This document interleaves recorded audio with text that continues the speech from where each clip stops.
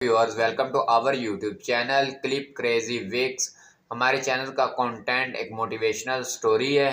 तो आज के हमारे स्टोरी का टाइटल है हाथी की तरबियत। तो चलते हैं स्टोरी की तरफ। पुराने ज़माने में कश्मीर का एक बादशाह था जो अदल व इंसाफ में मशहूर था। वो बादशाह हाथियों की परवरिश और निगहदाश्त में बड़ी दिलचस्पी लेता था। इसके फेल खाने में 400 हाथी थे जिनकी देखभाल के लिए फेलबानों की एक बड़ी तादाद मौजूद थी। ये फेलबान सनवारी जंग और सफ़र के लिए इन हाथियों की तरबियत देते थे। जब बादशाह को इस शहर से दूर दूसरे शहर का सफ़र दरपेश होता तो ये फेलबान हाथियों पर तख्त कस देते।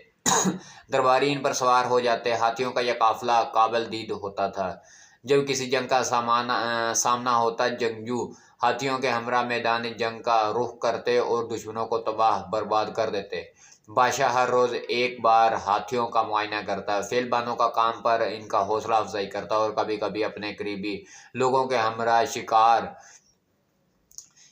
या सैर के लिए हाथियों पर सवार होकर सहरा और जंगल की तरफ निकल जाता। एक रोज़ बादशाह खास शिकारियों के एक ग्रोह के साथ शिकार को रवाना हुआ। उन्होंने जंगल में एक कवि हैकल वैशी हाथी को पकड़ने के लिए जतन किए। ऐसा कवि हैकल हाथी जो अपने बड़े जशे के साथ बादशाह के फेल खाने में तब तक नहीं देखा गया था।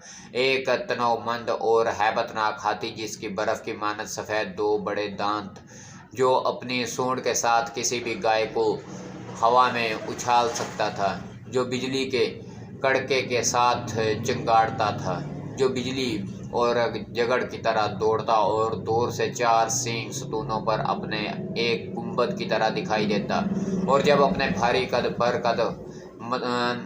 भरकम कदमों के साथ चलता तो इसके पाँव के तले ज़मीन लरसती थी।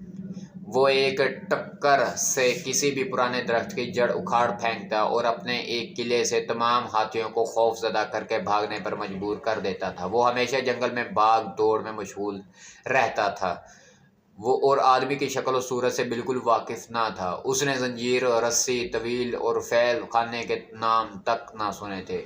खौफनाक गजील और वैशी हाथी। शिकारियों ने इसे पकड़ा और इसकी टांगों को अलग अलग मजबूत जंजीरों से जकड़ दिया। बादशाह के हजूर ले आए। बादशाह ने हाथी के तवाना और खूबसूरत डेल डोल को पसंद किया और अपनी मलकियत में लाए जाने पर खुशी हुआ।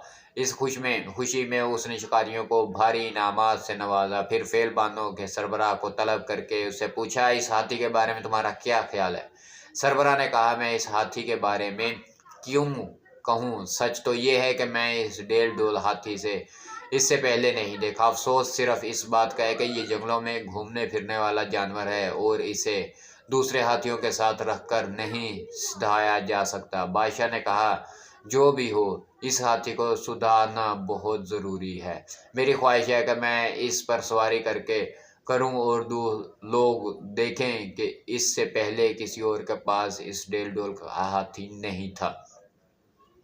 फेलबानों के अफसर ने कहा, इस हाथी की तरबियत बहुत मुश्किल है। अब ये बच्चा नहीं, जंगल में पला बड़ा है और इसने बगैर किसी पाबंदी और कैद के परवरिश पाई है। किसी भी जानवर को छोटी उम्र में सुधारना चाहिए और इसे जवानी में काम और आराम करने की आदत डालनी चाहिए। ये हाथी अगर बाज़ बातें सीख भी ले, इसका दिल वैशी ही रहेगा और इसकी तरबियत के लिए लंबी मुद्दत दरकार होगी। बादशाह ने कहा, मैं तुम्हें 3 साल की मोहलत देता हूँ। तुम्हें चाहिए कि इस हाथी की इस तरह तरबियत करो कि ये खिदमत के लायक हो जाए और जंग और सफ़र में कारआमद हो। मैं आज ही इसे तुम्हारे सुपुर्द करता हूँ। इसे वादे के मुताबिक काम और मैदान जंग के लिए तैयार चाहिए।